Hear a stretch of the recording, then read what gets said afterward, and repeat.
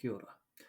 My name is Jared and I will be introducing a Ngā Taonga Takaro activity called Ki-o-rahi for the Te Ao Kori and Health Promotion assignment. Ki-o-rahi is a Māori game that has increased in popularity in recent years. The game of Ki-o-rahi comes from the legend between Rahi and Tiara. However, when teaching Ki-o-rahi, it is important to know that it is not just a game. It is a way that we can provide a tribute and acknowledge our ancestors, language, and culture.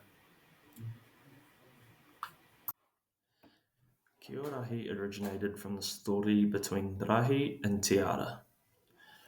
A long time ago, Rahi and Tiara were married happily in their village before a rival tribe of Patupaerehe visited them in order to kidnap Tiara and take her home with them inside a large volcano. The Patupaerehe decided to create spells and obstacles for Rahi in order to not allow him to get Tiara and take her back home. Throughout all these challenges, Rahi never stopped. He kept working and working and working in order to get Tiara and bring her home again. Eventually, Rahi needed to rest and decided to rest on a Māori, which was helped replenish his life source and keep him safe from the Patupaerehe's spells that they cast against him.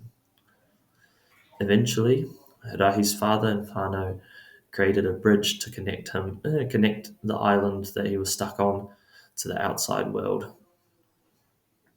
Once done so, Rahi and his whānau ventured up to the large volcano and instead of fighting, decided to challenge them to a game or activity. Ki-o-rahi was then decided on and was used on the island that Rahi was kept on by the Patupaerehe tribe. This is now used as a game or activity through all different schools around New Zealand, and instead of being used as a war game, it is actually played in order to settle the differences and create a better relationship between other tribes around Te Reo Māori.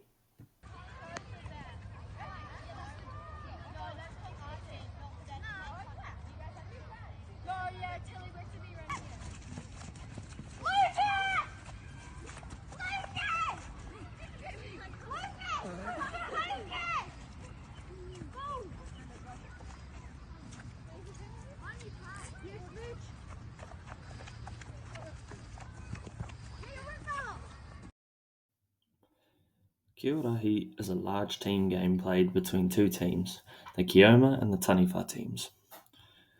The game is played in a large circular field with many different zones, all with Te Reo Māori names. Teams alternate the roles of Kioma and Taniwha at half or quarter time. I would be doing it at half time. The Kioma team score by touching po with the key and then running the key through te roto and placing it down in the powder zone. This will be to convert the po touches into points. The Taniwha team are also then trying to hit the tupu with the key. They get the ball by either ripping, tackling, or getting the ball off the Kioma team, depending on which version of the game you play, and then hitting the tupu, which is the large central object. Taniwha must either.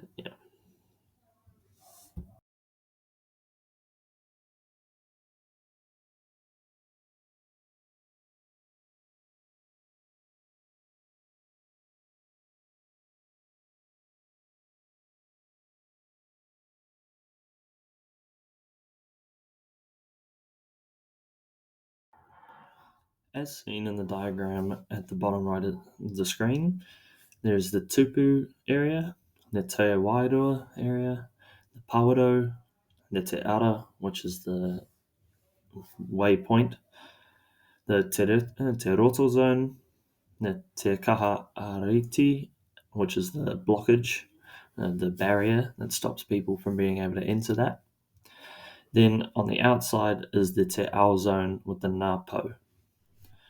The Ngā Po are the posts that the Kioma team are trying to tap before then running it through the Te Ara zone and placing it down in the Pawero zone. Game is started by a Kioma team starting in the Te Marama zone and then kicking, throwing, or finding any kind of means of pass to one of their players in their Pawero zone before trying to get it out to their other teammates in the Te Ao zone to tap the Ngā Po. When it comes to Ki-o-rahi, the coach needs to make sure that the students understand that it is not just a game. The emphasis behind the purako and the legend between te ara and rahi are the most important aspect so that the players can then know that we are paying tribute to our ancestors, culture, and language of Te Reo Māori. Otherwise, this is an awesome Ngā Taonga Takaro that is used within many schools all around New Zealand.